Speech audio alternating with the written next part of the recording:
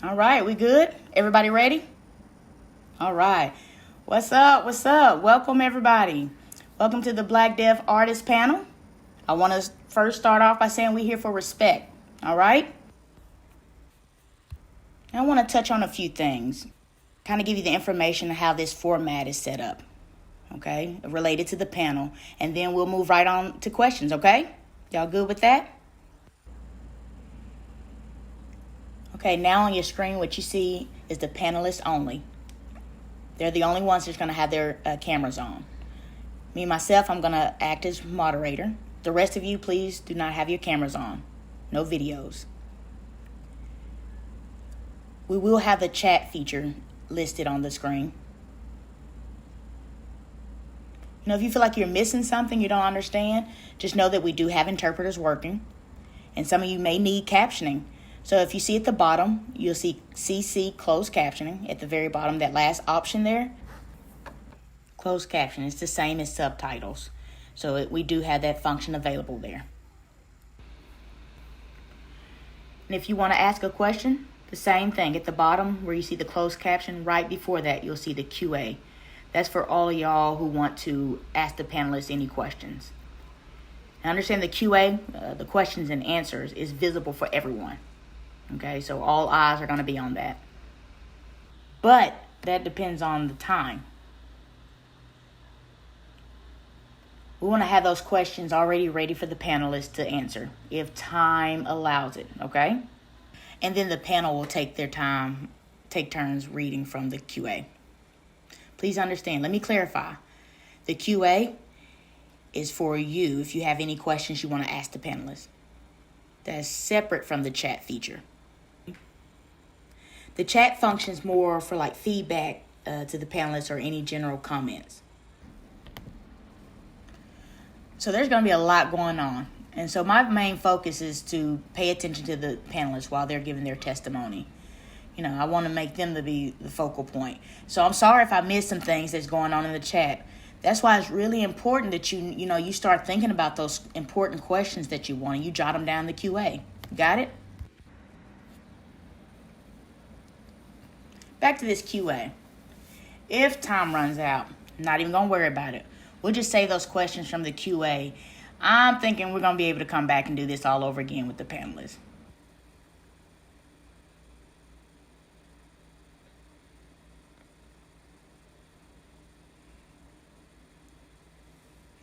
We had the bios in the beginning. If you missed it, there's no worries. We'll show it again at the end. That way you'll all be able to see each of the panelists' bios.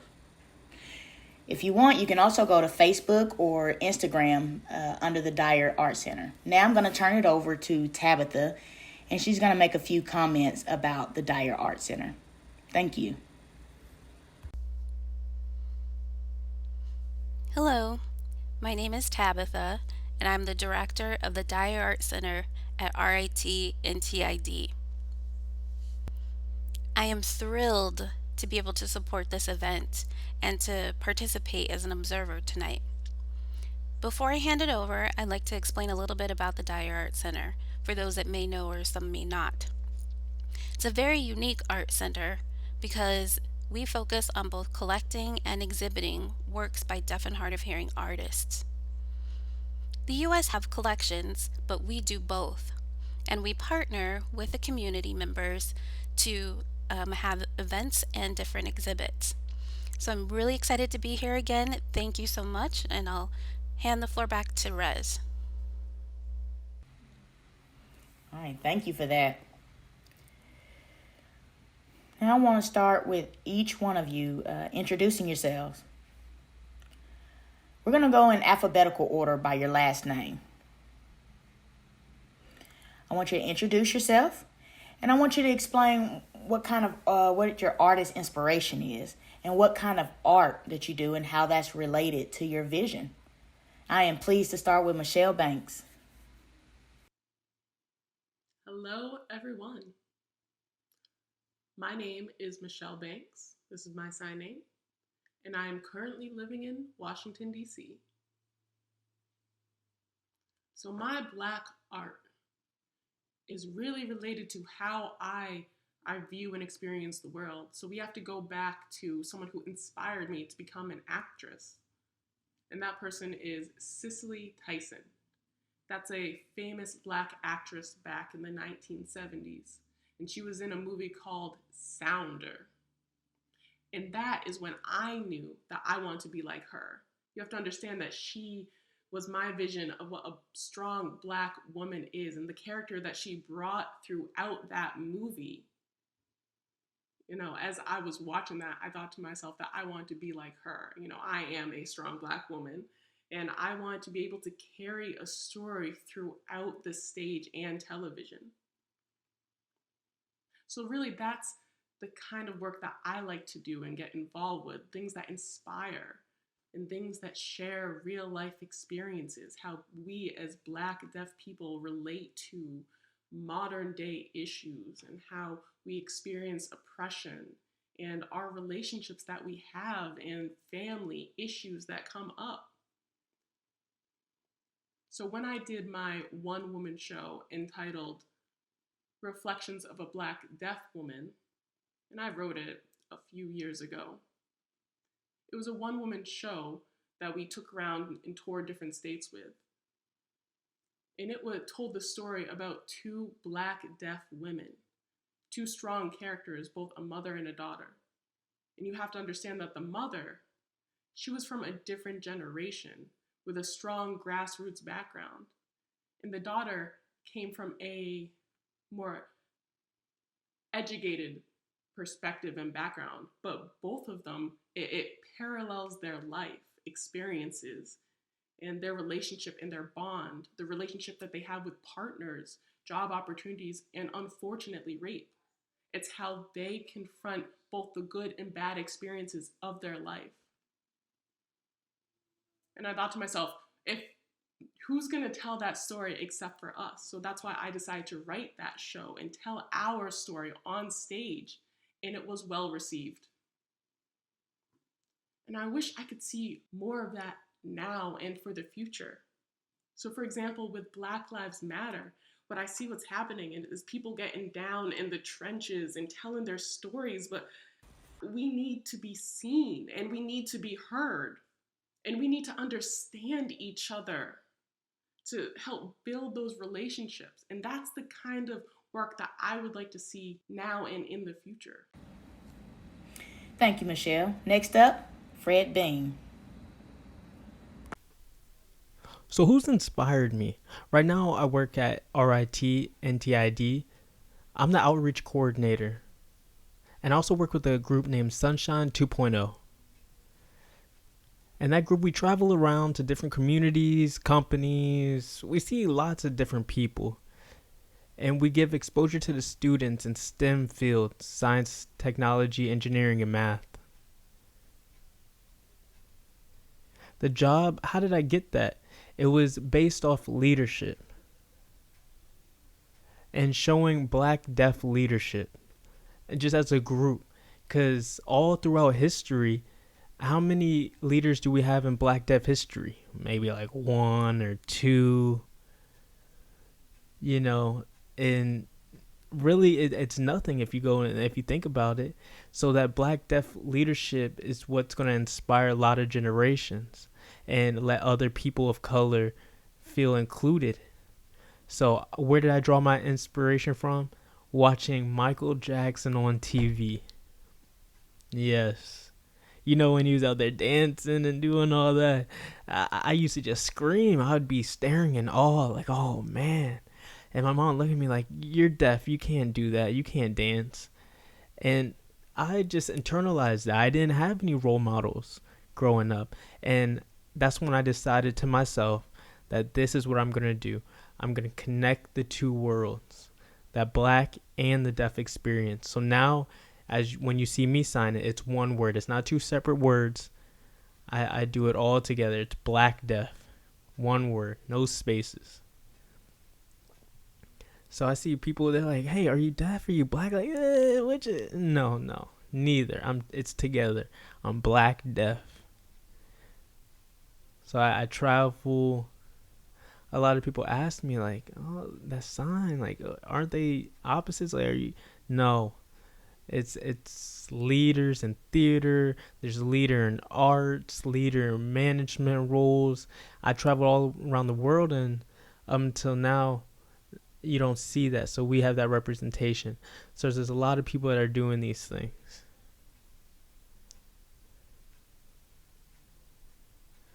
So in my work, we talk about that at our meetings and how we want other people to be involved in their different career fields, or if they do visual art, drawing, and they signing.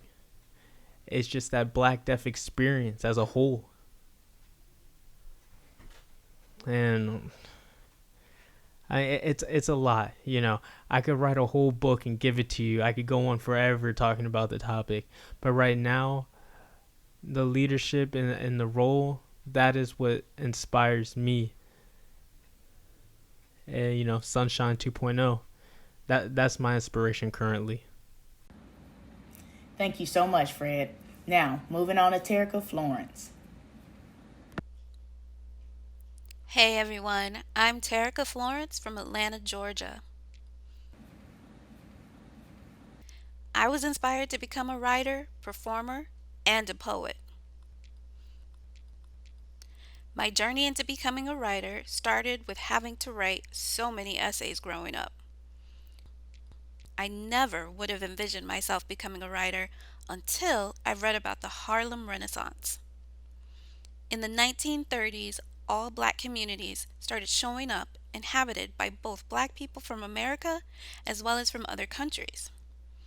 Black artists, performers, and musicians flocked to these communities, and as I read more about them, I fell in love with this time period. It was at that moment that I knew I was destined to become a writer. I was unsure of the path that would lead me to become a writer until I enrolled at Gallaudet University. That is where I met Michelle. She asked me about auditioning for one of her shows in DC. After thinking to myself, why would she want me? What do I have to offer? I decided to do it. I mean, why not? And the rest is history. And that is how I got to where I am today. I didn't get to where I am by myself. If it wasn't for Michelle opening that door for me, I don't know where I would be. I owe her a debt of gratitude. As a writer, I noticed that there aren't many black deaf authors. I acknowledge that English and writing might not be everyone's thing. At the same time, without writing, how do we document our experience? It's so important, and I feel like it starts with us. The problem is, black deaf artists are few and far between. I mean, where are they? As of this week, I finally published my essays. That was a huge accomplishment for me. I hope to have many more works published in the future. However, I don't want to be the only one.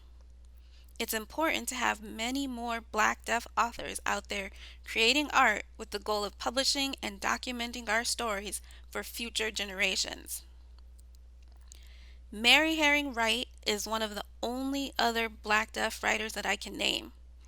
I know that there are a few others out there, but I'm working towards a goal of making sure that we have more representation. Thank you so much for having me here.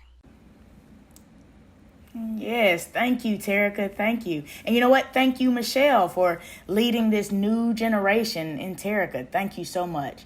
Next up, we have Awet Moges. Hey, my name is Awet. I'm an artist, but I'm also a writer. I have many different sources for my inspiration. One source, which I refer to as my gold mine, that I constantly visit is the library. Back in the 80s, there were no captions on TV, and I had no deaf friends. I was surrounded by hearing people. When I would go out, everyone was speaking and interacting with each other, and I was left out. But at the library, I was mesmerized by all of the different stories. The library gave me things TV couldn't, and my family couldn't. The library had mystery. It exposed me to other cultures, their honesty, and their depth. I felt like I could connect with all those stories. I didn't understand why I connected to those stories until I started drawing and writing myself. I realized I had developed a new genre, a pan-futuristic genre, which is taking stories from the past but reimagining them for modern audiences, including pop culture references, comic books, superheroes, and other fantasy elements. That's how I link the past and the present, by bringing mystery for a modern audience. It helps me share my vision through my art and my writing. Around 10 years ago, I established a deaf writing club here in Los Angeles with other bone-hard, serious writers. For 10 years, we would meet twice a month. I would bring new material, including art and literature, and we would discuss it as a group. I really want to thank the group, my family, and all of you for your support. It helped me publish 2 graphic novels about 3 years ago. I can't believe it. I'm actually living my dream. Thank you for sharing, Awet. Thank you. Next up is Nike Prince. Hello, I'm Nikki. I was born and raised here in LA. I'm an actress and I do a lot of work on social media as an Instagram influencer, as well as an array of other things. My biggest inspiration, it's really from Iman Bowie, the fashion model. A lot of black models weren't recognized at that time, so when I did see her on TV for the first time, I was in awe. When I was younger, there wasn't representation of models of different colors. It was a majority white profession.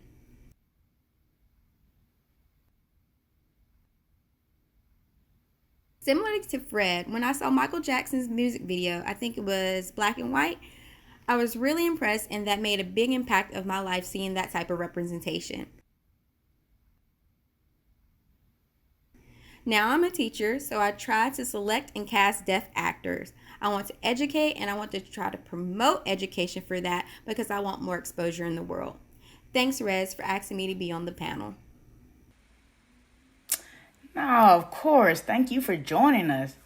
Thank you. Last and certainly not least is Earl Terry. Hello everyone, my name is Earl. I'm from here in Phoenix, Arizona. This is where I grew up.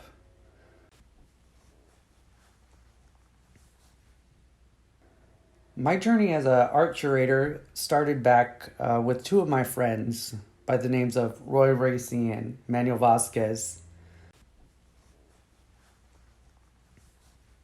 The 2 of them were just telling me about their journeys as artists and some of the struggles that they've experienced along the way. And while I was listening to them, I just felt really impacted by their stories, and I started thinking about ways that I could support them as artists.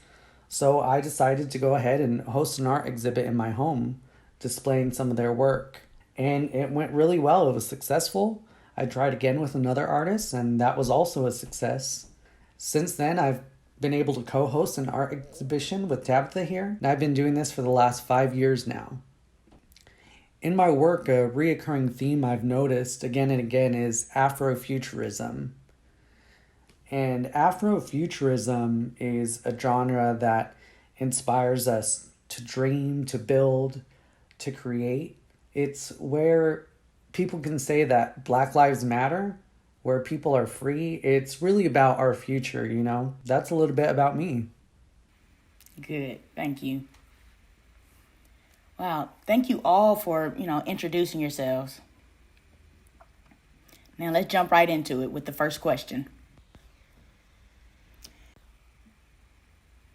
Now I know y'all have already answered this question or answered some of this, but please feel free to add at the end after everyone has taken a turn.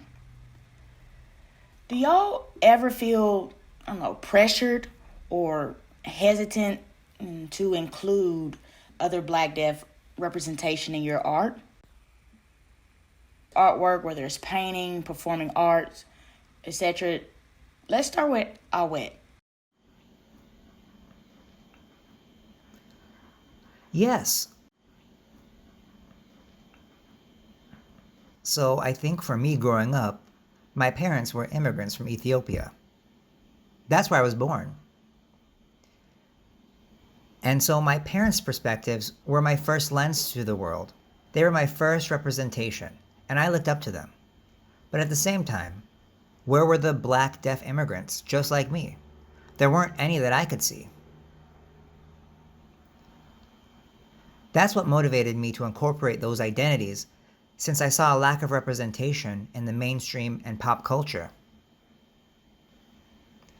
There was a lot of interesting things being left out, and that's what I try to include in my work. So that's why when I wrote my story, that's what I focused on. I was knowledgeable on what was missing and underrepresented groups. I felt responsible to share my findings with my audience. It is the responsibility of all artists, myself included, to show the world something that is missing, being overlooked, something that is not noticed. My responsibility as an artist is to bring my background, inspiration, and motivation and share that with my audience. I felt an internal calling to show my parents, deaf community, and myself as an individual and share that. Including that representation has been very fun and an enjoyable experience. Thank you. Fred, did you want to add to that?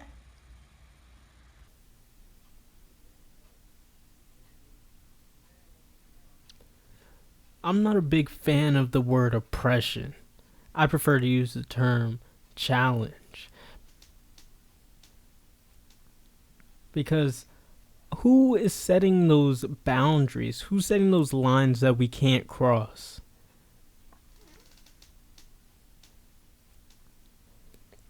I decided that I'm going to create work for myself, that I'm going to have to show myself off. There's a time when I was a performer, actor, and I would try out for many different roles, and they were fit for white men. They were written by white men. So I had to create my own show about a black deaf person and his experiences going on in his life that represented me. And there have been work by other artists too that influence those themes of being black and deaf and just showcasing it off. I need to start doing that to show that those actors have happened, those performers.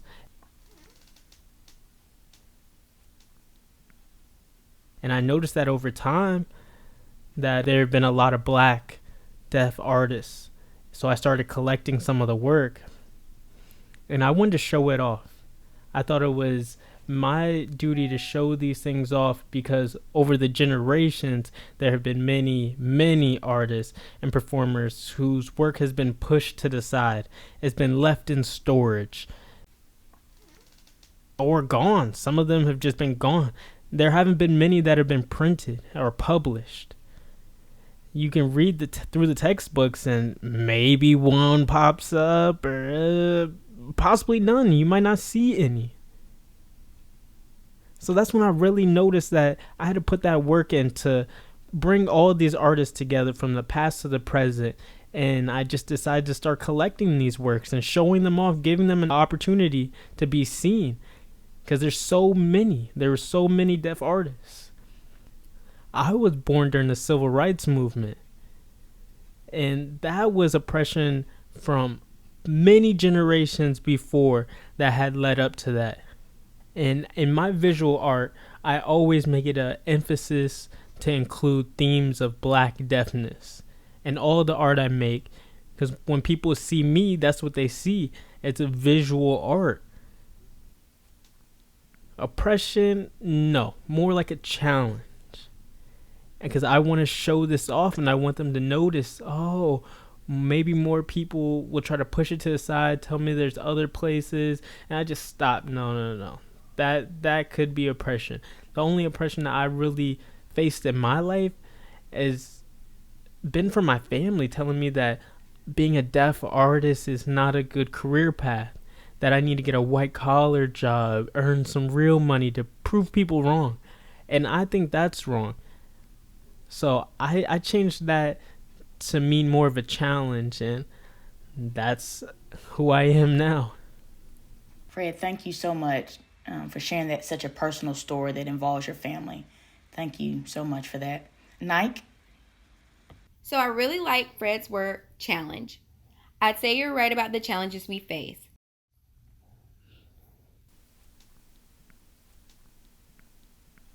As I mentioned before with modeling and the racial issues within that profession, I've noticed two types of stereotyping. They're either very dark skinned people and skinny, or they're extremely light skinned and have some type of exotic feature.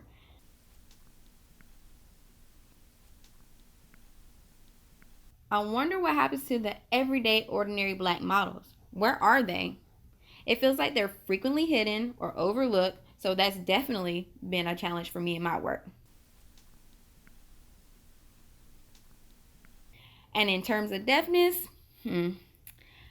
I think the biggest issue is communication barriers, especially within my job. I have to be able to communicate with the hearing people around me, and I have a feeling that many have a lack of experience working with a deaf person or have an unwillingness to try to communicate. So I have to work even harder as a black deaf model. How many black deaf models do you see every day?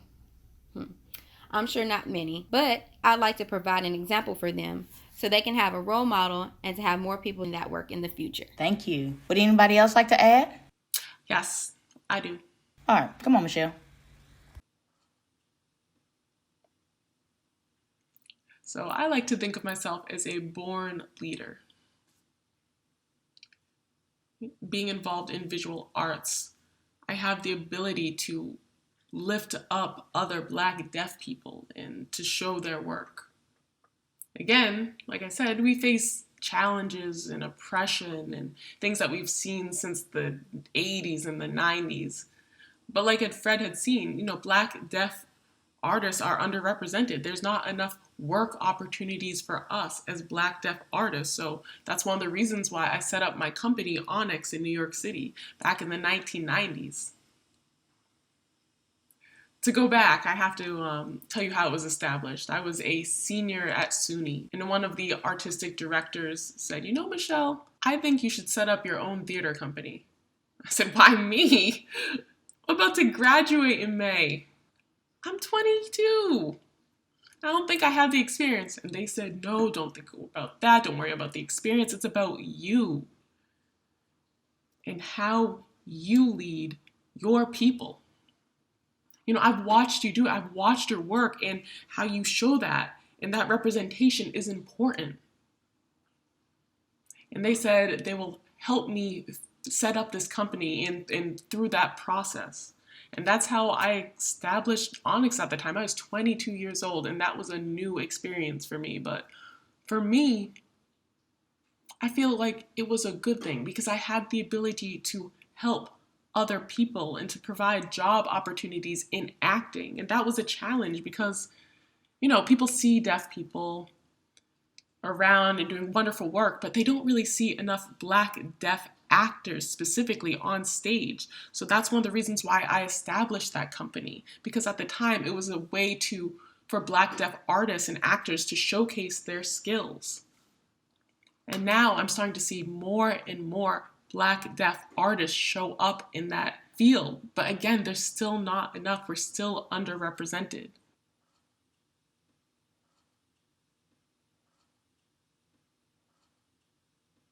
Once it was established, and we had given back to the community, I felt as though it was time to focus on my own personal growth and showcase myself as an actor. That's one of the reasons why I decided to move to LA to pursue my acting career. And really, it was for the deaf Black youth to have someone to look up to see that, if Michelle was able to do it, then of course I'm able to do it as well. And I really think that's what inspires me to just keep going and keep pursuing my passion, to showcase my art up until this point. And now today, recently we just established Visionary of Creative Arts, and we just celebrated our 1-year anniversary. So yeah, it is not easy And I warned my friends, my family, my community that I'm going to need your support. I'm going to need my back because I can't do it alone. It takes a whole village to see something like this be established. And it's not just me. It can't just be me. And I said I was a born leader, right? I have a vision, but I'm going to need people to support that vision and help it come to fruition. Thank you. Thank you all for sharing. I see this reoccurring theme of lack of representation and what we have to do. We have to fill in the gap. Michelle said that she had to create this theater company, so because no one was allowing others to break out into this field. Awet had to make his artwork, to create this space for other people. We're not visible, in general artwork, we just don't see ourselves represented. So I have another question, and it's kind of related to the same things that we've been doing. So it's kind of like a follow-up question, okay? We've touched on it, but we haven't, just like Fred said, black and deaf. Come on, I really like that. Let's all practice that together. Right? So deaf and black. I mean, it's hard to disassociate that. We're two. This intersectionality here, like itself. Before I said oppression, it's not oppression or anything, intersectionality. This identity, this marginalized group, meaning that we're underrepresented. This group here, how does that shape your artwork? I mean, I want Fred involved in that, but how does it shape our identity, our cultural, political views? Can Fred follow up with that?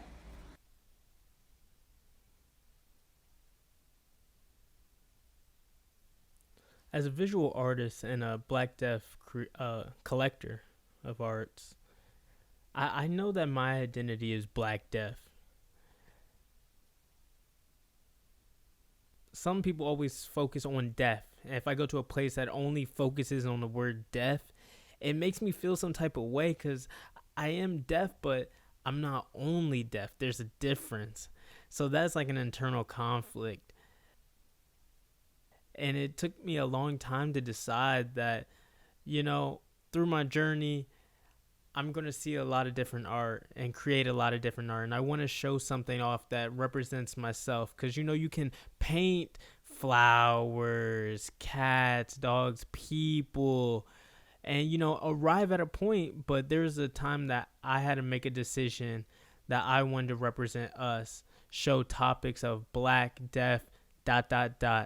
etc. Anything. I need to show it off in a visual aspect. So people will look at the art and they'll see that the art never dies. So they're going to remember this image of the black deafness. So it's not just focusing on one word because you're not going to see it in a book like that. You're going to see the whole picture. And it was a process that I had to go through. And it started with symbols of representation for us. And some black deaf people would look and they wouldn't understand it. And I'd be like, okay. So I just work and I try to connect the two worlds because I realized that sometimes I would have to wear a mask in each community. And I wanted to show myself, but sometimes I would have to cover up and be extra friendly and, oh, you can sign too? Oh, yeah. And then it's like, oh, all these people bothering me and this and this and this. And I just had to keep that mask on and keep smiling. And, it's different in these different types of worlds because then I go to the other world of art and it's just the mask is also there. And it's a mask with my hands. People would just get offended about everything. I don't want to be offensive to other people with my work. So, visually you could see the signs, and through my journeys of being black and deaf, it's just a whole bunch of conflicts between the two worlds. Like, what do I identify as? This, black or deaf or what? So I was like, you know what? It's too much. I'm not going to separate them. It's just one thing. You got to see me as a whole. I'm black and deaf. It has to be enough for us. I'm not at a place that I feel like we're being viewed as a whole. Like, you understand the differences between deafness, and other people would try to explain it, and it's just, that's where the intersectionality pops up in the image. People look at me and sometimes they don't understand it, but I'm involved in that too. We have the same, our signs might not be the same, but I need you to look at me as a whole person. Thank you. Teraca, do you mind expanding on that? Yes, I would. I want to take it back to my experience growing up. Just a heads up, I'm in poet mode, so I will frame my response using that too. I grew up in the church. I have generations of preachers in my family. Not only that, I'm from Atlanta, which is the home of the civil rights movement. I mean, you have names like Dr. King and Jesse Jackson associated with Atlanta. Atlanta is where the important politics of the movement were born and is deeply entrenched in activism. Being born in Atlanta means that activism was in my blood since day one. I grew up watching my family be very involved in the community and the church. It helped me get a sense of what it meant to be involved in those activities. Being born deaf definitely challenged my family with figuring out how to mold me.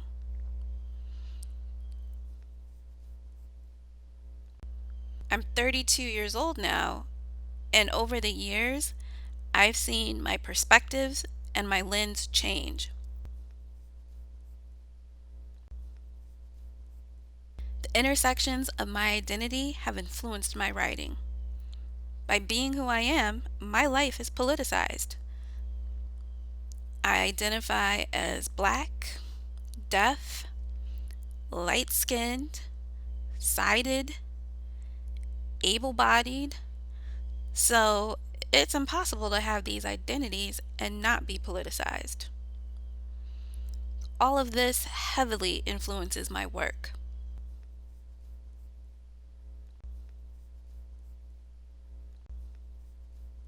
I do not believe in censorship, but I often fear that what I write about and the words I choose or how I phrase things are going to make people uncomfortable. I have learned to use that fear as a catalyst to get my work in front of people and let them know that we exist and that all of my identities exist. I am whole. Like Fred mentioned, I can recall a situation where I was asked to favor one of my identities over the other.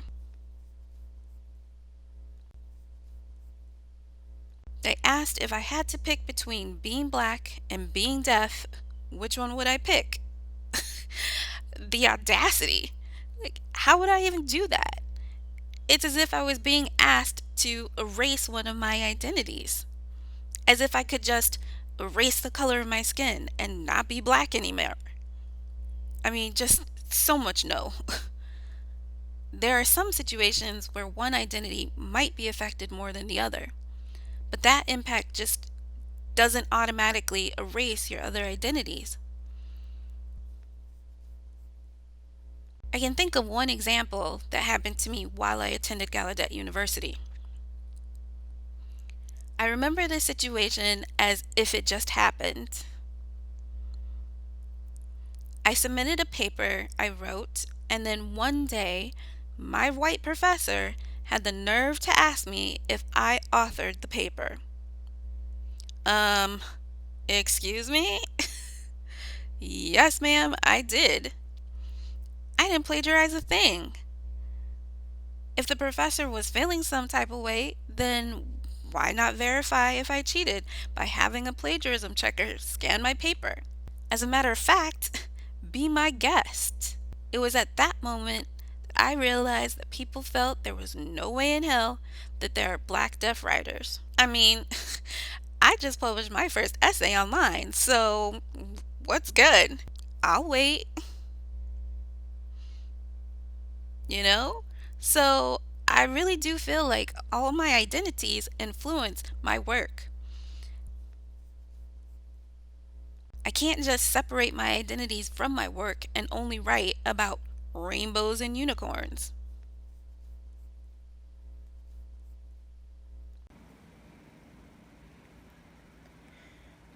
Wow, Tariq, I gotta say that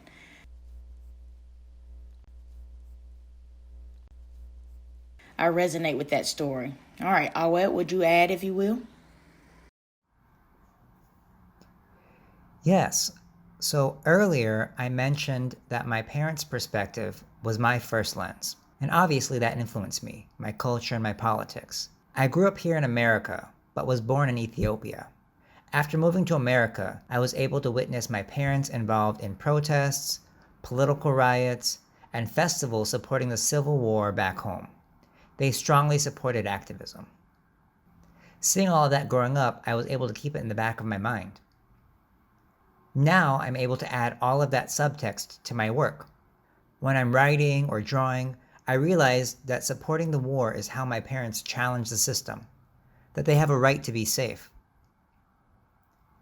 They wanted to raise awareness of Eritreans, my people's struggle for freedom. My work has mythical characters looking for safety, people who are determined to disengage, just like I witnessed in my youth. I'm influenced by what I saw when I was younger. It all blends together. My home, where I grew up, my parents, also in the form of my deafness. I didn't have access to TV or music, and I was left out, but I had access to picture books. I can see the pictures and understand the whole story and read the English words. Seeing something through deaf eyes helps me feel more involved. My culture, my experiences, and those different influences blend together and influence my work. That is what I share when you see my work, and it is healthy to show those different parts of us. As artists, we're responsible for showing that evolution. Your experience, but also sometimes your trauma, yes, but also the positive. And hopefully, other people will understand. Thank you, Awet. Michelle, would you like to elaborate on that? Yes, I'd like to add. So, for a long time, people would see me as a strong Black woman. Yes, don't get me wrong, I have a strong personality. I speak my mind. I have my own opinions. And I have my own thoughts. So you have to understand, back in my time, in the 1980s and 90s, there were many obstacles that I faced. First, I'm Black, I am deaf, and I am a woman, which is 3 strikes against me and my identity. And people would ask me, how do you identify yourself? How do you label yourself? So first, I ask people, what's the first thing that you see when you look at me? My skin, my Blackness. And that is how I see myself.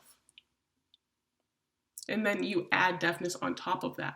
So as I'm walking on the street, you can't assume that a person is deaf or hearing until you start to have a conversation and try to communicate with them. And that's how you can identify people as deaf first. So I am a Black deaf woman. I am a Black woman that happens to be deaf. I am a Black woman that happens to be deaf. And that's how I see myself. And don't get me wrong, I have experienced oppression because when there are deaf roles for movies or television and they're requesting an actor, when people look on a screen and they see a strong person, and I wonder, what made you use the description strong? Is it because of my skin or my signing style, or is it my presence, my aura? And I'm not sure. So through the years, I had to learn to, I wouldn't necessarily soften myself, but become more relaxed, more calm. Not so much distancing, but more of finding a piece, a different perspective, and how I thought about things that have happened throughout the years. As a deaf actor, do I label myself as a Black deaf actor? No, first I am an actor and I am also Black and deaf. It doesn't mean I should limit myself to only those identities and have roles only associated with those identities. So I've had to fight for those roles that weren't necessarily written for Black deaf actors. Maybe it was a hearing role or for a white person or a white deaf person. So I have had to fight for those roles. And so far it's been successful. And having to create a relationship and networking with people, you really have to know how to navigate that, how to approach people. You have to learn how to finesse and approach people appropriately. And I have to try to figure out what people need to help advocate for myself. You have to be a people person. But I am very proud to be a Black woman that happens to be deaf. Thank you, Michelle. Thank you so much for sharing that. I mean, we've already touched on this, and it seems like it's a reoccurring theme, and it's heartbreaking. This is really hard, related to intersectionality. We keep discussing how it's hard for us to fit in and advocate for ourselves to get what we need. We have opportunities, but, we're resistant because we have to show who we really are. You know what I mean? I feel like we have to negotiate differently than our counterparts. And now is the time for this protest, hashtag Black Lives Matter.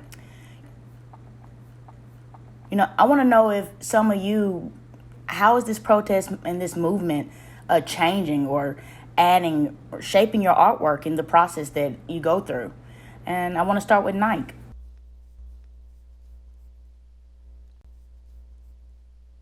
So I've noticed that one of the Black Lives Matter benefits is exposure, and it has given exposure to many Black deaf artists. But as a Black person, I'm already working harder, right? So as a deaf person, I have to work maybe 3 times as hard as other people. I think that the Black Lives Matter movement really shows our work more and gives it more exposure. Sorry, I'm a little bit nervous, so please bear with me. I just lost my place. But thank you all for the support. But I have noticed that many Black actors, Black politicians, Black teachers, and Black educators haven't been exposed enough. So I think Black Lives Matter is really putting a spotlight on them so that they're well known. I am a little disappointed because I'm coming into this just a little bit late.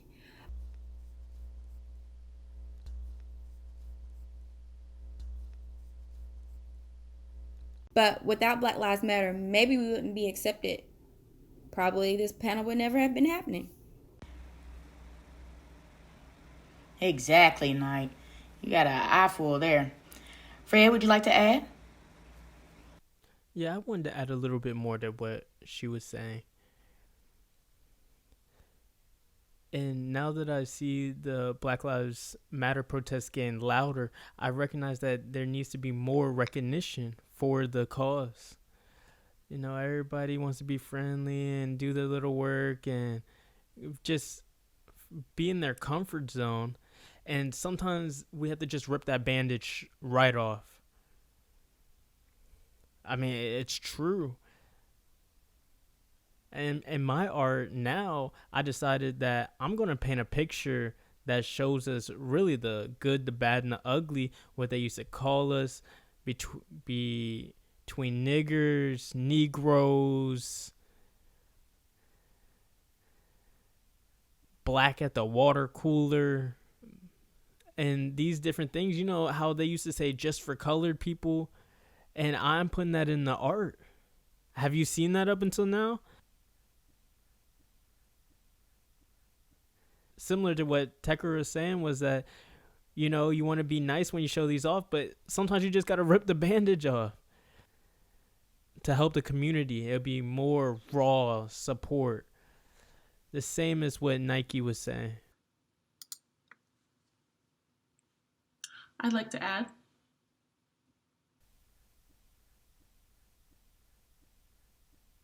So I recently watched a movie called We Wear the Mask by Paul Dunbar. It was a poem back in the 1900s that he wrote to express his feelings how African Americans and Black people in the United States have suffered, whether it's lynchings or discrimination and oppression and racism and inequality and inequities. So as I was reading that poem, I think that it perfectly embodies the Black experience now in the United States, whether it's with the protests or COVID. The world has turned completely upside down. And now, what do we do about it? As Fred had said, Black people are more in the front lines, have been showing now what's been going on. And I think that we need to do that and continue to do that and express ourselves. Vision of Creative Arts, we've been putting together some artists, Fred and some other people here, to create this project to show how each person, how we see the world, Black people, deaf people, hearing people, and how we've seen it and we've brought those experiences with us all the way from slavery and how it impacts us today. Different forms of slavery. It's just slavery in a different form. We may not be working on plantations, but we're living in poverty, stuck in cyclical jobs. And it's definitely that Black Lives Matter has helped shift my vision and apply it to this type of work.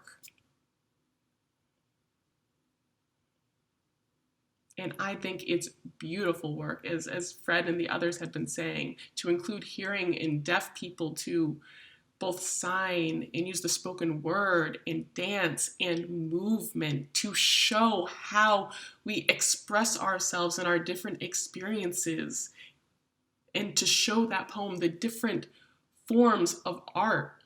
And that's what's beautiful.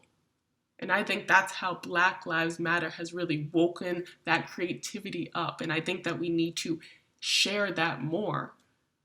We need to say more, we need to share more and express more. And I'd love to see that more in the future. Mm-hmm.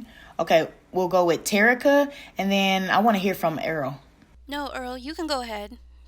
No, go ahead. That's okay. Thank you, Teraca. I'm just here watching and listening to all of you, and all I can say is, wow, you're inspiring me right now. You know, with the hashtag Black Lives Matter,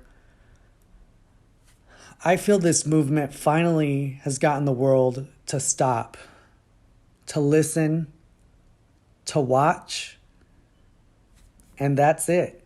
To respect our space, finally. Before, we always had folks stepping into our spaces, and we had to be careful of what we said to them. They had to be careful about what they were saying to us. We're not doing that anymore. Like Fred said, rip the Band-Aid off. We need to be able to show our vulnerability and to share our truth.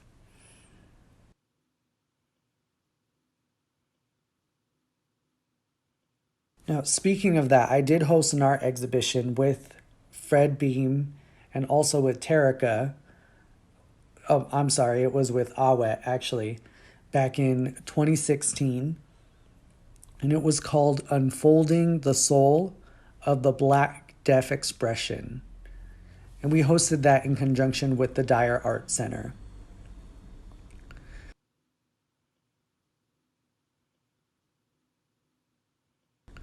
And for the exhibition, we selected a wide range of Black deaf artwork. We really wanted to see what was out there. In total, we received 200 submissions, and the artwork that was submitted was absolutely beautiful. And as I was looking at it, I started to notice some patterns, but I couldn't exactly identify or define what those were until more recently, when I really knew what I was looking for. And some of those patterns that I saw were, for example, anti-Blackness, That was something that was in many of the works. We also saw colorism as well as a theme. Racism based on skin was something we saw. There was also a lot of work that focused on the Black Lives Matter movement and what that meant to the artist. And cultural deprivation was another theme that we saw in the artworks. And what I mean for that is, for example, a child who grows up without anyone like them and feeling like they don't have anyone to look up to, no role models in their lives, and maybe not meeting anyone like them till much later in life. That's a form of cultural deprivation. And all these themes that I've mentioned can be very painful. Black Lives Matter is a painful process for all of us, and our journey is a process. But that process can help us in becoming leaders. It can help us to heal. And something I personally want to see more of in these works is work that incorporates themes of love, joy, and beauty. Thank you, Earl. Teraca, come on. Yes. Black Lives Matter is making a statement. I mean, it is really shaking things up. We acknowledge police brutality against Black people, especially Black men and Black boys. However, we don't often talk about how police brutality affects Black women, especially Black deaf women. With the focus being given to Black men and Black boys, I'm realizing that we need to shift some of that attention to the narrative of Black women and especially Black deaf women because they experience brutality as well. In fact, if we think about the history of slavery, Black women were often forced to have sex and birth children that they didn't ask for. Saying no during that time wasn't even an option. The only option Black women had was to listen to their white masters or be killed. I see a lot of parallels with Black Lives Matter and slavery.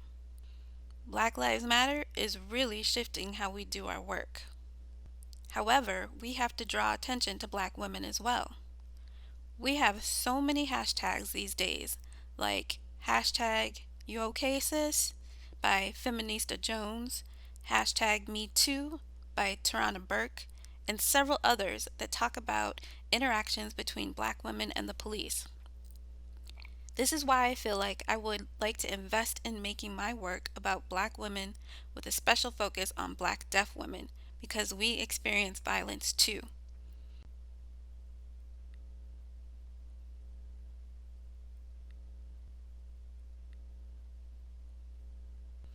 I've seen many Black people share their stories, but I rarely see Black deaf people share their experiences with the system, be it the court or policing systems. We have to ask ourselves why, because I know for a fact that these stories are out there.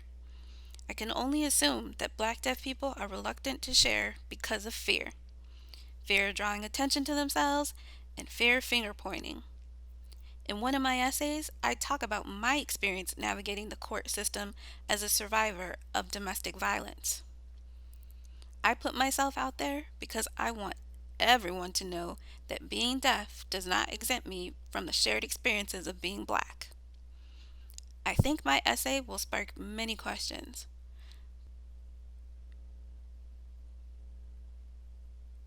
But this really is just the beginning. There is so much more to come, and Black Lives Matter is really shaping how I approach my work.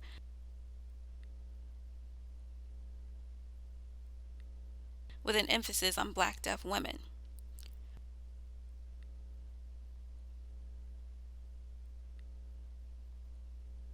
We are definitely not finished. We have a long way to go. All right, we have Fred, and then we'll go to Nike. Yes, I just wanted to make a quick comment. People don't realize there's been lots of protests throughout the years, the generations. We've been busy and being active and trying to challenge these different beliefs. It's a lot of distractions that people have been going through in their own lives so they haven't seen. But I see one big thing that happened that's changed a lot was coronavirus. Once that happened, everything just froze. People couldn't do anything. They're just stuck. They're just looking around like, what happens next? And then Black Lives Matter happens next, and then everything was frozen. The whole world was frozen. Black Lives Matter sprung and became a bigger focus, and it woke up a lot of people. It was a loud voice at a time when everything was frozen. It's like coronavirus really did change a lot of things and made a lot more people realize the Black Lives Matter movement.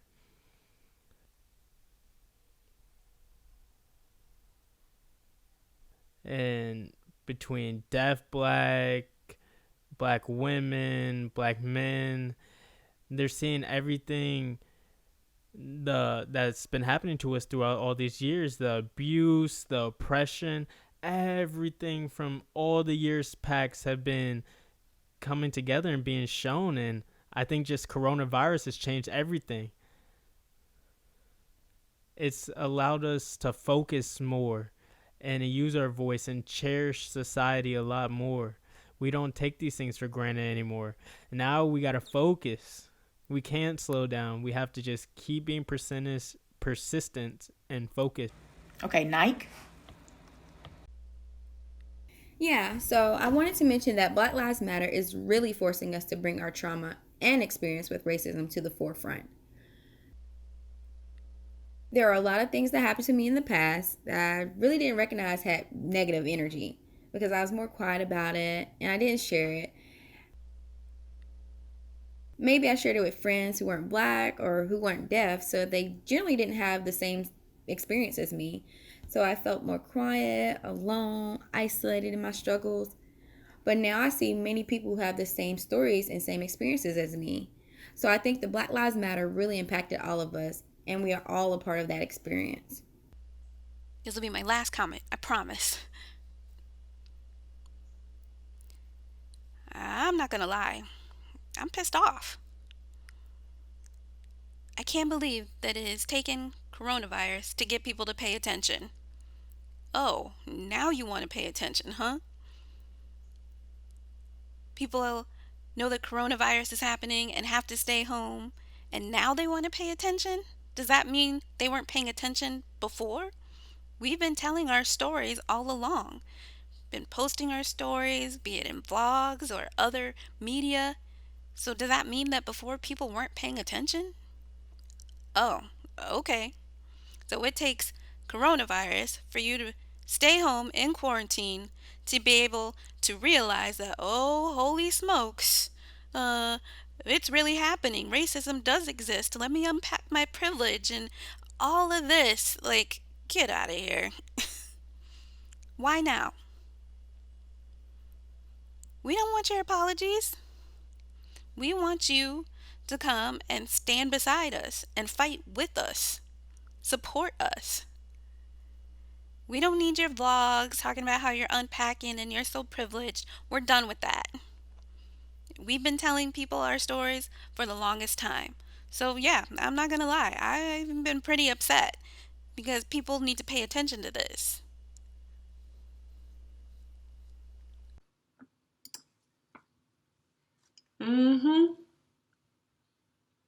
Listen, the universe is supporting us.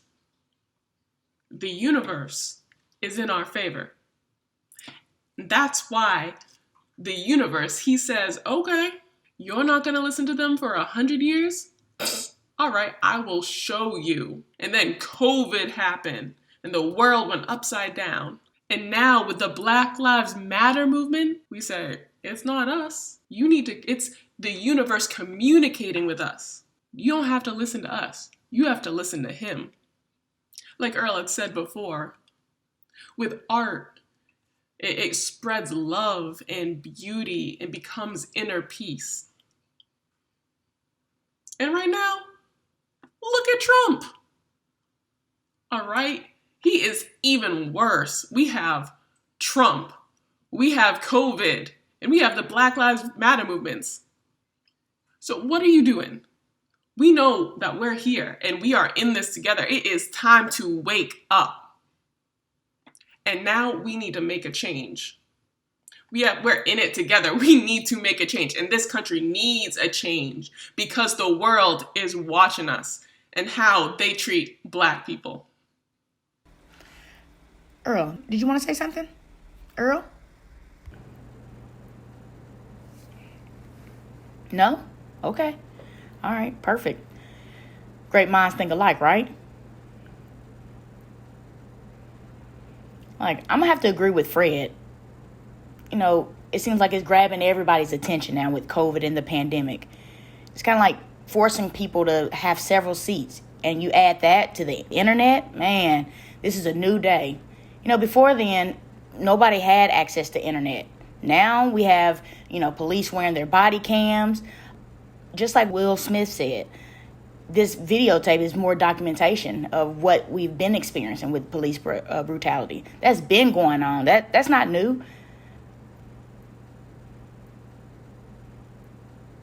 People think Black Lives Matter started, recently, like in 2020. No, that didn't start then. That started back with Trayvon Martin when he was killed. When that happened, that's what ignited this movement. And just like Teraca said, now you want to pay attention? Now you're looking at us? Now is the perfect time. This leads me to the next question. Anyone can answer, at your leisure. It's related to the Black Lives Matter movement.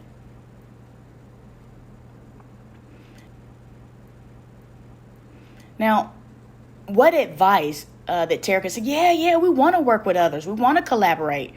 What advice would you guys give for future or maybe even current artists, non-Black artists, whether it's non-Black or non-Black deaf? What kind of advice would you give them that's related to the Black Lives Matter movement? For example, we want them to work with us but not exploit our experiences. We want to respect the concept of the Black Lives Matter movement. Who is that? Let's start with Awet, and then we'll go to Teraca. For those of you who are not on the panel and are currently watching, maybe you have dreams of your own, or things you want to see in the future, or just thinking about what's possible. You must remove yourself out of your own experience. Step away from it. Get out of your comfort zone. To be an artist, you need to have an antenna, and your antenna will pick up things from culture and your surroundings. That's how you stay an artist. You need to go out and expose yourself to new things. That's how your antenna will grow.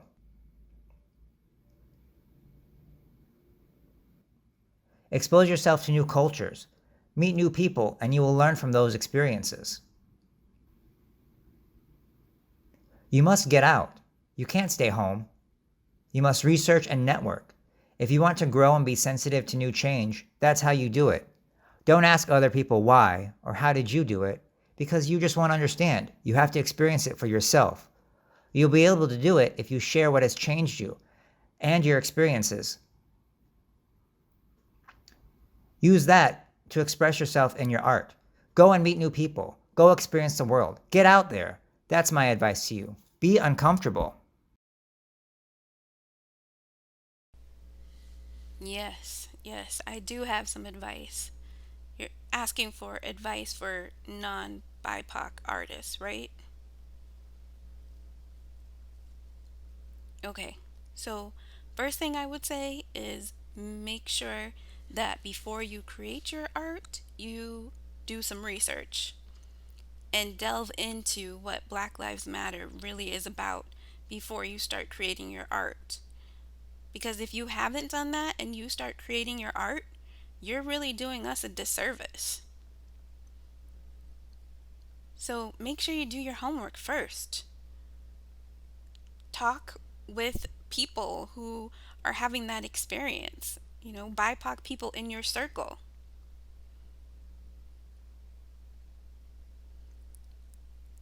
And don't ask us to share our experiences with you and then you take our experiences and make that into your own art. We need to be represented doing our own work. It would be horrible to think that you would sit and listen to somebody's stories and then create work related to Black Lives Matter, even though it's not your own experience. That's almost like plagiarism. So don't ever do that. Don't think about taking away our livelihood. It's not okay. It's not. Make sure that you do your homework, take your time, unpack your privilege, and make sure that you're really ready to start your artwork. I mean, take a seat, sit down, and give the floor to someone else. And again, listen. Listening is so important. Listen to us. That's it. Just listen. And if you have to do work related to Black Lives Matter, then make sure that you give credit where credit's due.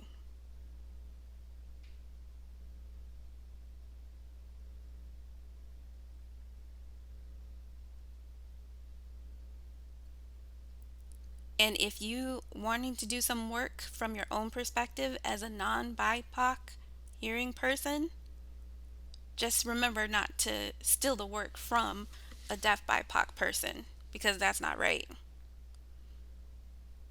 So respect our black deaf artwork. Period. And by respect, that means listening, having a dialogue, and not just stealing people's work outright. So that would be my advice. Right. Thanks. Fred? Yeah, adding on to what Teraca just said, that respect and that attention, that's how I sign respect. I also sign it so that you have to listen at the same time. You have to respect and listen. But you brought up a good point. Us in the sign language community, anyone who just started learning sign, grew up learning sign, or knew sign their whole life, all of us together, if I had to give an advice out, it's just that we in the Black deaf art community, we're strong. We're strong already. As just people,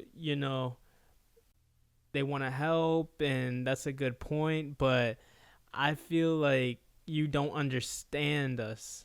Like, there's help, but it's like, I don't need your help. Like, it's cool to get that help, but I don't need it. I have resources. I have everything I need at my disposal. It's already here. So when you have the mindset of helping, it's different. It's an experience that we've already been through. So it's okay to remind someone nicely. Be like, hey, we can have a partnership. You could be supportive, but the word help is a tender subject. It has a lot of people in the signing community just thinking all the time, like,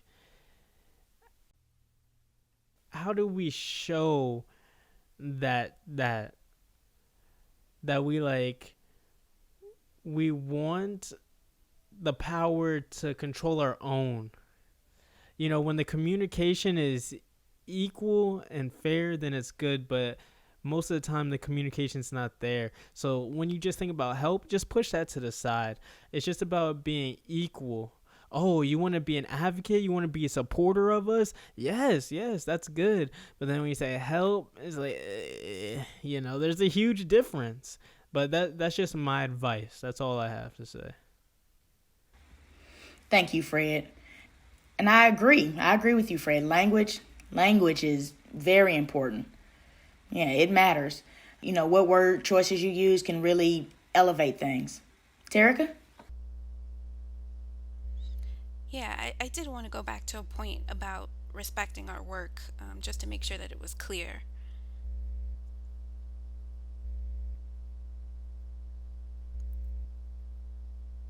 I mean, I'm not really trying to scare anybody intentionally. Well, I don't know. Maybe I am.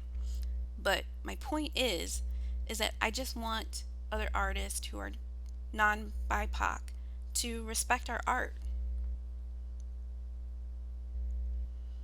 I feel like sometimes non-BIPOC artists can still shine. And that's not right. You have to acknowledge our work and not usurp our credit. Don't do that. Try to take all the credit for an experience you haven't had, a life you haven't lived. You're going to get whooped for that. So, I'm just being silly. Every time I did something bad, I got whooped. So, I mean, I know that's not the point right now, but the point really is don't usurp our credit. Don't come into this work with an ego, thinking that you've lived the life and done the research about Black Lives Matter. Focus on the Black or the Black deaf artist. Don't take away our form of activism.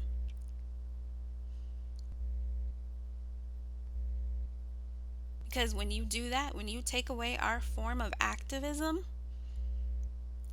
I mean, you destroy us. And it's going to take us years to recover from that. Right now, we are trying to focus on healing. For most of us, we are trying to heal. And so if you take away our art and take credit for it during that time, you just can't do that. Non-BIPOC artists don't do that. Do not take away our healing by taking away our art and taking away our credit. Don't do it. Just don't do it. I just wanted to add that this is a long process. There's a lot of patience involved with it. It's just not okay, I did it, cool, I'm done, moving on. Please be patient. Do the learning, do the listening, and also spread love. Right. Thank you. Thanks, everybody. Now, I want to shift our focus back to Black deaf artists. We've already finished giving our input on non-BIPOC artists. Now, let's shift our focus back to what do y'all think the vision is for our future Black deaf artists? What does that look like? Are there any future plans, future goals? Any of y'all can answer, but I'd like to start with Michelle. Well, I feel... Oh, wait. Oh, Michelle? Oh, you said Michelle. I thought you said Teraca. Okay. All right, Tarika. Thank you. I got it wrong. Our names look a lot alike. Like, come on now. You got to sign them clearly than that. I'm fired up. I'm ready to take over the world. So, come on. So I'm the art director of Visionaries of Creative Arts. And that's the reason why we called it Visionaries. Because we have a vision of how we want to show the world Black deaf art. Not just on stage, but on screen, artwork, through dancing, poetry, and the written word. And let me tell you, I have big ideas. What I would like to see is a play written by a Black deaf writer, performed by Black deaf actors, run by Black deaf artists, featured on stage on Broadway. And that can happen. Let me tell you, that can happen. And if we use that unity, that collective power of Black deaf artists together to create one big goal, and that can happen. We could show the world our culture, our language, our experiences, our community. And that is what I see for the future for Black deaf artists. And it's all about us. It's about our work. It's about our community, our unity, and that's big. But it takes all of you to agree to have that similar goal in mind, that singular vision. I'm telling you, it can happen. Awet? My take is a little different. My view for Black deaf artists is I want to see all of your different artwork. I want to see your preferred aesthetic style, your judgment and system of how you create your work. How do you better yourself? Regarding my expectation for Black deaf artists, I have a minimum of two. The first is honesty. I want to see your experience, whether it's something traumatic or hidden deep inside of you. Maybe something no one else has experienced. I want you to share that experience and be honest about it. My second expectation is that the artists represent something related to the Black deaf experience. Some sort of representation of that in your work. We are underrepresented, and it's our responsibility to show that Black deaf representation in our work. So those are the two things I expect to see: honesty and representation.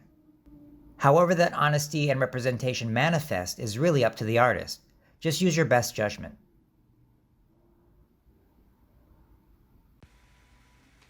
Thank you. Okay, we're going to go Teraca, then we're going to go to Earl, and then Fred.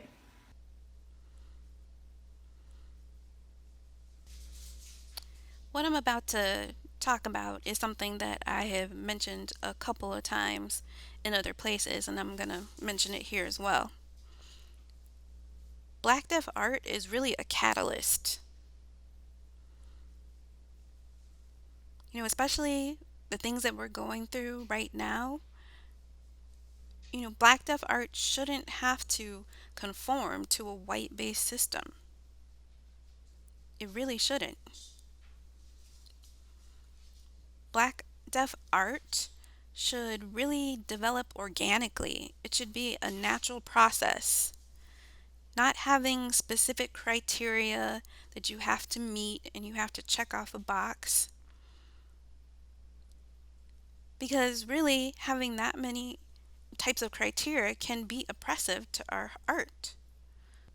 Black deaf art should, again, be organic and develop in its own time. We should decide how we exhibit it, not others. And I really don't feel like there should be criteria because we're still healing. I wanted to emphasize that again. In all honesty, can you really have criteria that promotes healing? I don't think so. So we have to remove ourselves from that system. And not only that, I think Black deaf artists are really the embodiment of self-love. We all love ourselves, right? So that's why I feel that the Black deaf art, especially the future of it, at least I hope, will be tied to self-love and self-worth. Our stories matter too. So I want our Black deaf artists to become ashes that are remembered and not ashes that fade away over time. I feel like sometimes we do forget about people like Linwood Smith, a Black deaf poet. We actually forgot about him, and we can't allow that to happen. We can't have that. We can't forget Mary Higgins Wright, Mary Herring Wright. We can't forget Nathy Marbury either. Because really, Nathy, she paved the way for all of us, especially Black deaf women actors. For me.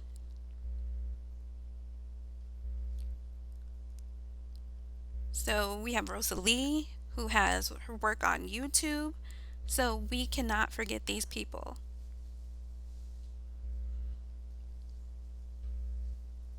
So I think that's the Black deaf community has to come together and decide as a group what the path for Black deaf art should be. And it really depends on the era. It will change over time.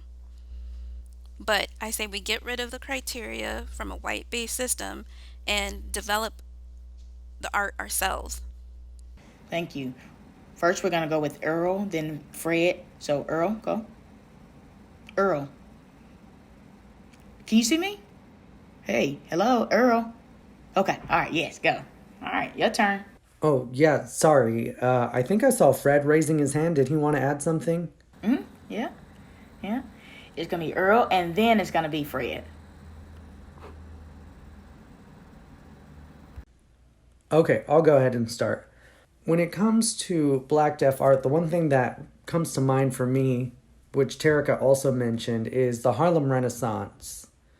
I mean, we have the potential, like Michelle said, to have plays with Black Deaf cast and crews. Absolutely, that's something we can do. But even more than just that, we can have paintings made by Black Deaf artists.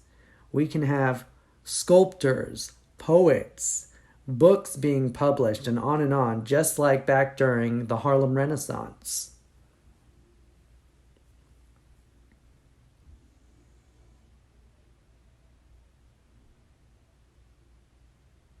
And I'm hoping that we're going to be able to see more Black Deaf art like that for our next exhibition, which is going to be released in August. We've been getting the word out about submissions for that, and we're hoping to see more work that focuses on truth. As Awet had mentioned earlier, the importance of showing truth through art.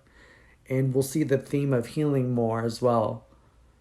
I think it would be great if we could define healing, if we could define Black Deaf art, what that means, and come up with a manifesto that expresses what that looks like. I think that would be great.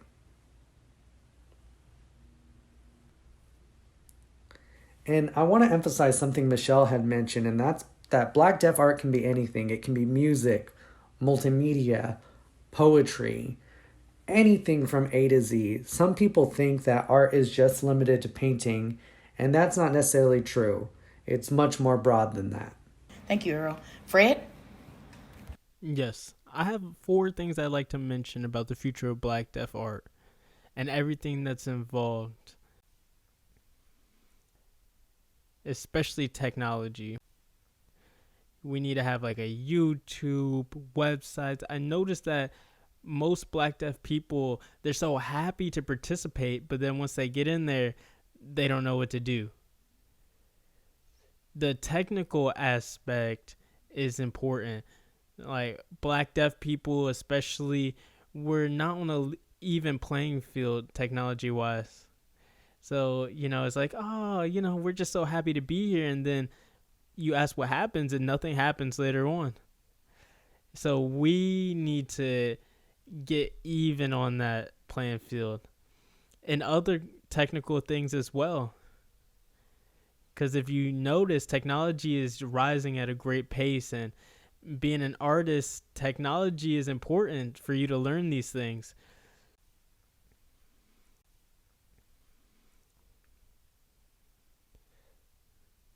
So secondly, we have an ASL community, but we need to add ASL culture. So like, oh my goodness, I never knew that. I never knew this. This is so cool. Okay, well, that's what we need. We need that culture included in the community. Third, we need leadership. We need to have trainings, let's see, leadership with people of color. It doesn't matter if you're an artist. It doesn't matter what you do as a leader, but we need to have more of them. You can bring that information and then we can pass it on to the next generation, and that way we can just keep going, because some generations, they'll die and they'll lose all that information. It only takes like 2 minutes to pass this information on. And fourth, if I didn't forget, I knew it was real important. Yeah, it's important that we tell people who we are and who came before us, and that there's going to be many after us. And the Black Deaf community, there's a lot people don't know about it. And you need to realize that we also as black deaf people and artists, we need an audience. We need to be more friendly of people trying to get involved and trying to support. And we have to recognize that as the audience, they're going to be the ones that we need support. They're going to be supporting us. And we're going to need more people involved in supporting us. You got to be there physically. And those are my 4 goals that I see for our community. And there's another poet named Christy Merriweather. She wrote about these things too. There's dancers. There's Eartha Paris. They performed at Gallaudet. There's just so many people that we don't even know because we don't know our history. And once you know our history, that's the type of information that's going to make us stronger going forward. That's interesting. Teraca and Fred both mentioned Linwood and Ernest. I actually knew them both as authors. Their contribution to Black deaf literature, their vital, influential work. Ooh. But man, I had no idea they had an artistic background. I didn't have a clue.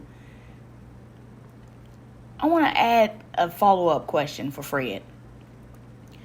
I know in the past you've done a presentation at an event, at a conference, about history, our history, about Black deaf artists. I'm curious, do you have any plans of having that information published, extracting from that presentation and getting it into books?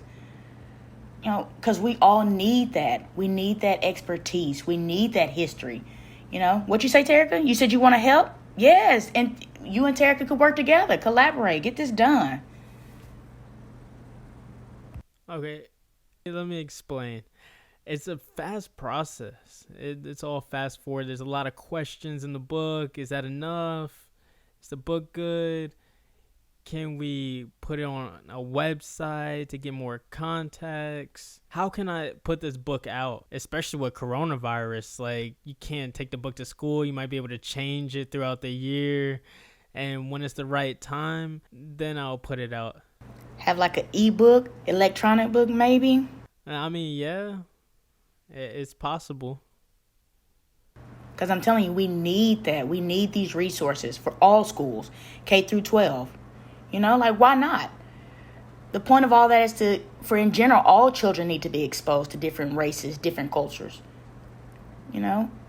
For example, I teach deaf culture, and I'm telling them, dropping gems about our community, and they're like, what? Y'all face racism? Domestic violence? Y'all experience that? I mean, it's just mind-boggling. They thought that, we were just living in harmony, like everything's perfect. They're just not exposed to this type of oppression that our community experiences. Anybody want to add something? Go ahead, Teraca. Right, exactly. Because we need to be seen. I think that is wonderful that your testimony has been documented. Earl, did you have a comment? Yes, I just wanted to mention that back in 2016, when we hosted the first Black Deaf art exhibition alongside the Dyer Art Center, they did keep a list of names of all the artists involved, along with pictures of the artworks that were submitted. So that is something that we have, thanks to the Dyer Art Center. I want to thank them for documenting that for us. Okay, Teraca? Yeah, I actually just thought of something. Oh no, Nikki, did I interrupt you?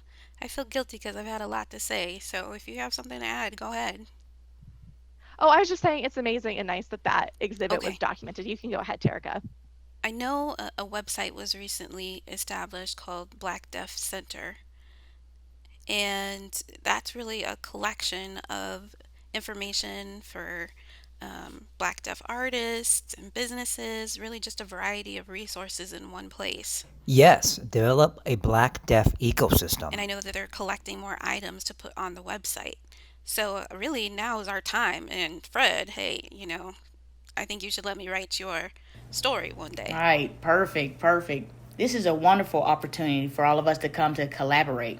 Of course, we'll have more deaf talent out there to collaborate with. I want to follow up with Earl. You mentioned something about the Dyer Art Center was able to archive a lot of information. I mean, a lot of information, rich information that is available from here on out. That way, in the future, anyone can come in this one centralized location. Zoom right now is great, but that's just for now. So from this point on, what do y'all think? How is the Dyer Art Center? How do you think they can help artists develop or, improve their skill through their art? Awet? Yes, my comment will be brief, but it's something I can go on and on about. My point, please show Black Deaf art, and not just in the month of February. Please, don't just limit it to 1 month of the year, the shortest month of the year. You need to show it during other months as well. Secondly, I'd like to see Dyer support one Black Deaf art exhibit. Focus on a solo show. Give a bigger platform for a Black Deaf artist. If there are 200 of us together in one exhibition, it's easy for people to get lost. I think they need to spotlight us and do a solo show. Maybe if a Black Deaf artist makes 1 year's worth of work, they can highlight that in a large exhibition. Often, there are spaces for hearing artists and deaf artists, but all of that work is housed together, and it can become overwhelming. I think we need a solo exhibit for one Black Deaf artist. Thank you. Thank you. Anyone else? Fred?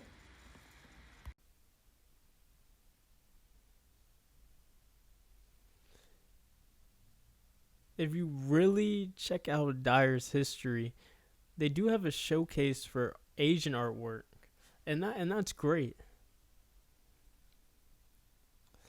And supporting the different cultures and advocating for them is great, but the point is that our voice is not being heard. We have a lot of things that need to be said, and people aren't listening to us. And we got to make some recommendations and try to change that. We can't just say, hey, you need to do this, and then stop working. Our voice needs to be loud. We can get it louder. We need to spread it out, and we can change the whole world, America, everything. We can change it. And that's going to include Dyer in that. But the point is that they're doing a great job, and if we want more, we need to be more active, and we need to start going to all these different places that are around Dyer, and it just depends on us and how much work we want to put into it. Thank you. Teraca? I think Dyer Art Center needs to become more visible. I mean, honestly, I didn't even know about Dyer Arts until fairly recently. How recent was that? How recent? How recent? Oh, let me think. I want to say maybe a few years ago, 1 or 2. No, maybe a year ago, when I finally realized that Dyer Arts existed. I didn't even know that they had the ability to do more for the Black art community. If I knew that, I would have absolutely been more assertive and seen how they could help me. It's really important that we have networks. And to be perfectly honest, I mean, we know people that can lead. We really do. And it's important. It's important to know people. I also never knew that, Dyer Art Center, again, could really help us by providing trainings, especially with the current situation being what it is with coronavirus. I think that's a perfect opportunity for Dyer Art Center to provide some workshops for the Black Deaf art community on writing, playwriting. I want to playwright. So I think that is one way that they can do more. And I know that Michelle has workshops also, but nobody really knows about them. And so that's where Dyer can step in and do more for the Black Deaf community, specifically the Black Deaf art community. Because I think of Michelle's situation, maybe like Jade's situation. This is a way that Dyer can step up for us. Thank you. Michelle? Yeah, I have to agree with that. What was mentioned before. I didn't know Dyer existed until it was mentioned.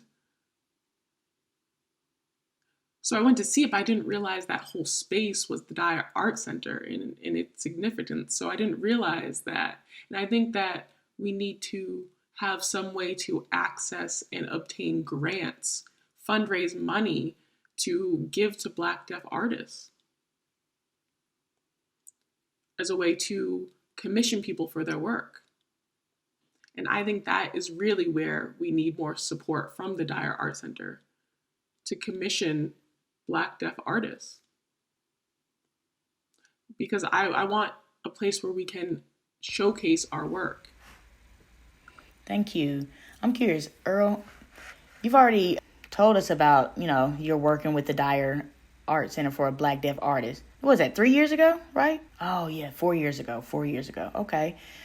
How was your experience? You mind, expanding on that? That was a rich experience for me. I met so many Black deaf artists. If it wasn't for that, I never would have met those people. Like I mentioned before, we had over 200 submissions with 30 artists submitting their work. And I do have the notes from that time of the exhibition and the artwork.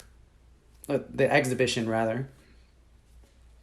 And Fred was with me for that. We were co-presenters, so we do have the notes from that as well.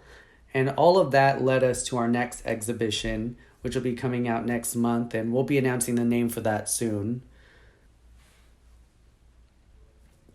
I'm sorry, I'm a little bit nervous here. I'm just going to take a look at my notes.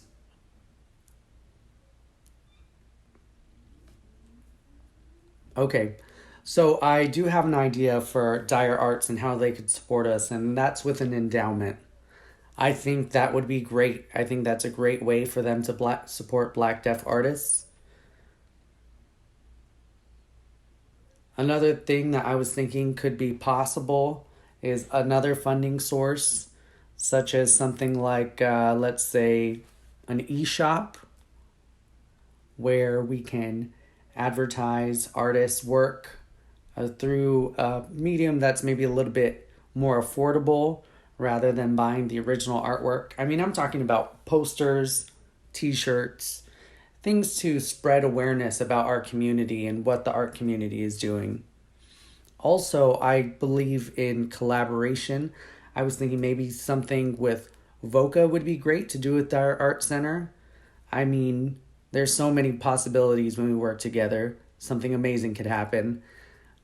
For example, there's NBDA, the Black Deaf Center, California State University Northridge, the Dyer Art Center, Gallaudet University. I mean, if we collaborated, who knows, something great could happen if we all got together and worked on something. And for me personally, my dream and what I want to see is POC artists in the spotlight. Not just once a month or 1 month out of the year, but every single day being brought to the forefront.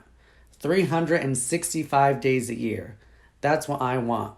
For us, for our community, I want artists to be raised up. I want them to get the visibility and support that they need. And lastly, I think it would be nice if we could have a book where we document all of this. I don't want this to be lost. I don't want to go through this again. What's happened in the past where we lose all this art. I don't want to be having that conversation. I think it'd be great if we can document that somehow. So that's my dream, what I would like to see. That's amazing. Amazing. I think your vision is very feasible. Fred? Last but not least, I think it's important that our people know and that they're involved. I don't want to say the community is unaware. They know, but sometimes you just look at things and it just passes by, or, oh yeah, it's whatever. Okay, I'll go hang out with my friends or do other things. And sometimes you could think like, oh, I already know him, this and this, but we have to cherish these times and these people in the community. It's not like, oh, you need to do it. It's more like a we should do it. For example, have you guys heard of the many different stories of black people and, you know, black men? They just say, okay, yeah, we know that story, just yeah, but we should pay attention. We should get more hype around it and be more of a supportive group, like, hey, everybody come in here and look at this. And as a whole, the community as a whole, we all have to come together, be allies. We have to remember ourselves, and we should be happy about that.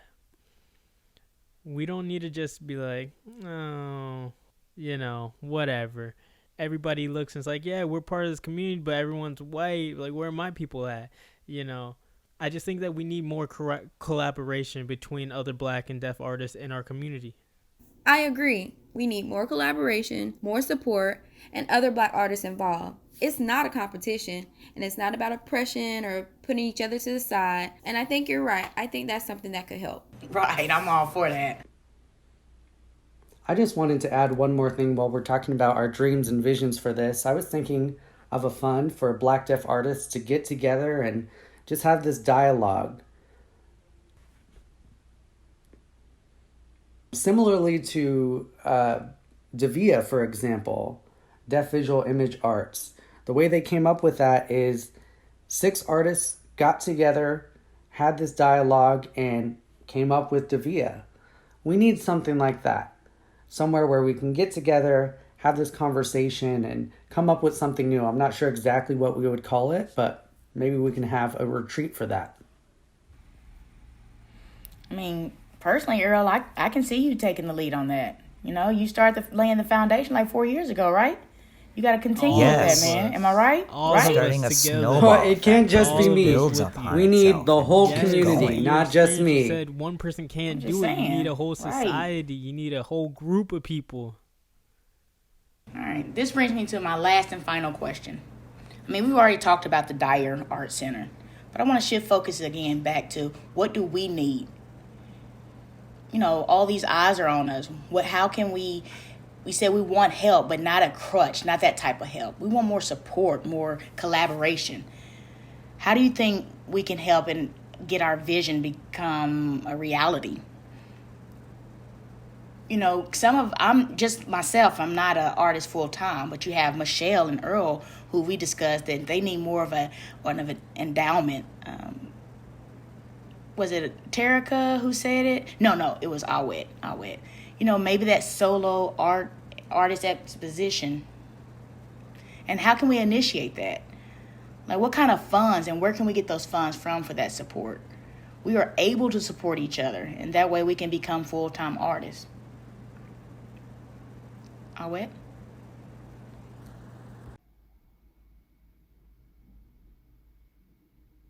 All right, I'll start. I envision appropriate models for me to depend on to help me expand my art. This can apply to anyone, not just me.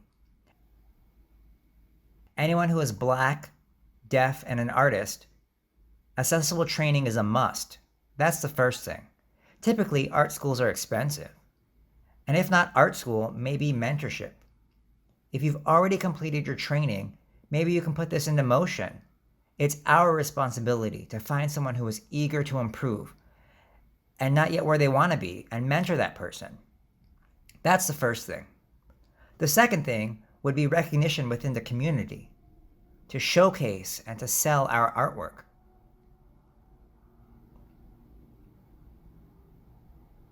We need support to build a larger platform. We need curators like Earl to recognize us. What Dyer is doing is great, but it's not enough. Lastly, we need artist residencies and people from the community. These are the 3 things that I see that we need. That's what I think. Thank you, Awet. Fred?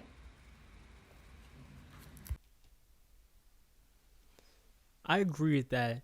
And my idea for the endowment, it'd be a big thing, but it's to collect a lot of money. And in the short term, maybe Dyer could, I don't know, something that just popped up in my mind would be to have a deaf artist party.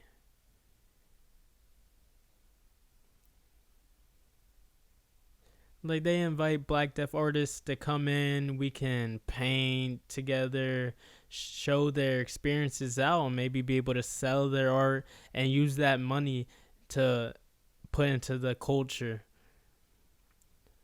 You know, something that shows off the range of the art. There's a lot of different people in the black deaf artist community, and we can show it off. We can make it an emphasis to show off the black deaf artists. And they could come out to the party, have it like a poetry night. You know, that might entice them to come out. Something that could be huge for the culture that we could show off, and we, you know, lots of advertising too. But, you know, just an idea I wanted to throw out there. Thank you. Teraca? I'm actually really glad that Fred brought that up. It's an important topic to talk about. I think we have to create events that are going to attract the black deaf art community, and not only the art community, but the community in general. At the same time, I was kind of thinking to myself, you know, what else is it? And I think it's something that we have to start with children who are in school. Now, I think deaf schools have an advantage here because they're exposed to our deaf role models, but I'm talking about kids who grew up in mainstream programs, like me, for example. I think about my experience, and I didn't know anything about Carolyn McCaskill or Michelle Banks. I had zero exposure to them. You know, as teachers, they never talked about these black deaf role models for me. So it has to start in the schools with a specific focus on kids who are deaf children who are growing up in mainstream programs. You know, to let them know that we're here.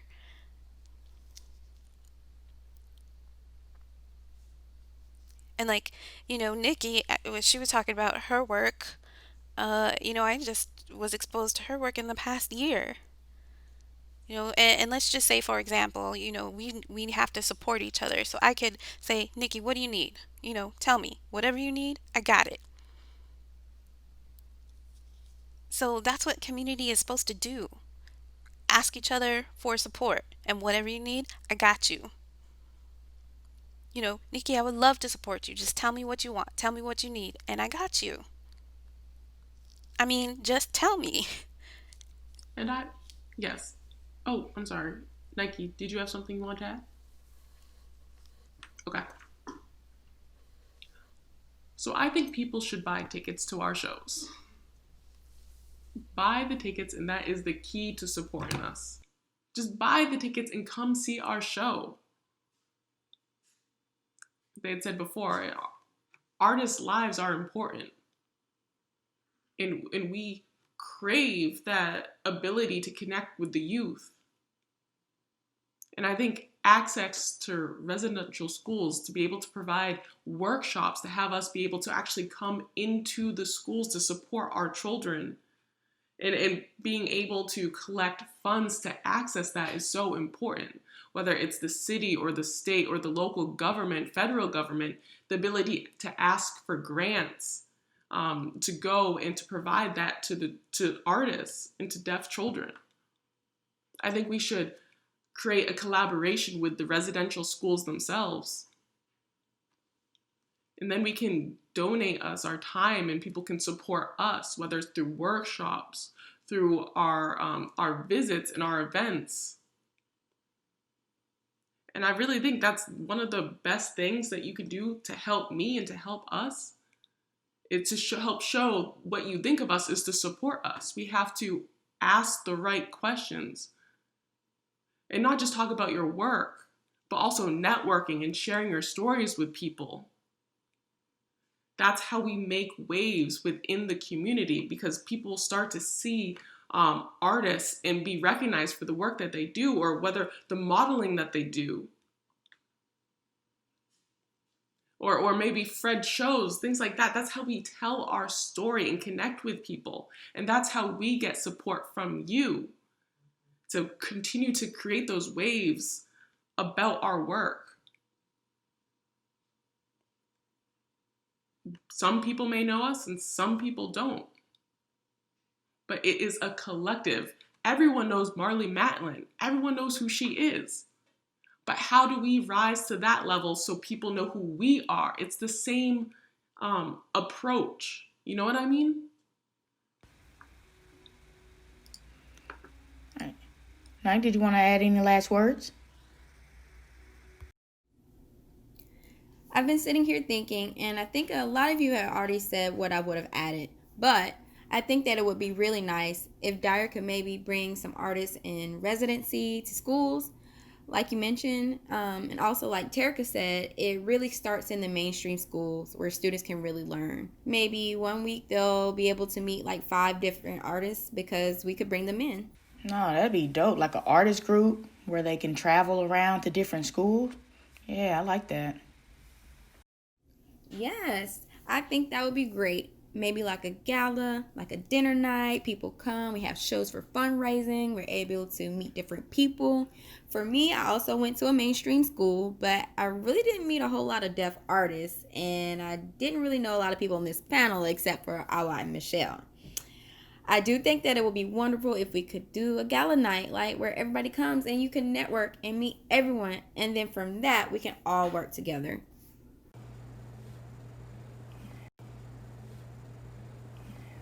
Thank you, really. Thank you so much for not only just answering, but at the same time for the enlightenment. You know, all this information for those who are watching, giving us the opportunity, even for myself, to have this opportunity to collaborate from this point on. You know, once we're out of this, like Fred said, it's going to take all of us to work together to make something happen, right? Unfortunately, our time has run out.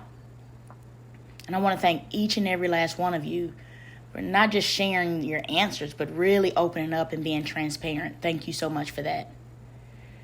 Teraca was saying, you know, how can we help support each other, including ourselves? And Fred even mentioned technology. Yeah, technology is really a big factor.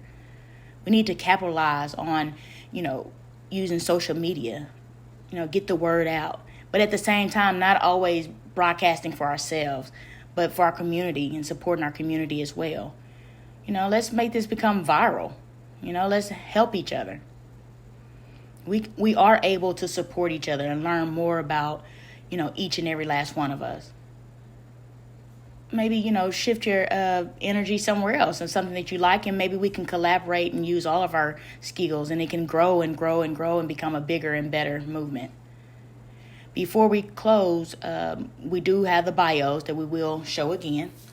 I want all of y'all to be able to see all of our panelists and also how you can contact each one of them.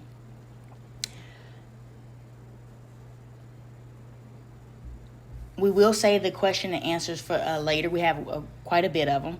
And I'm hoping for the future panelists we'll be able to meet again and answer those. Thank y'all so much. Tabitha, is there anything else you want to add before we close?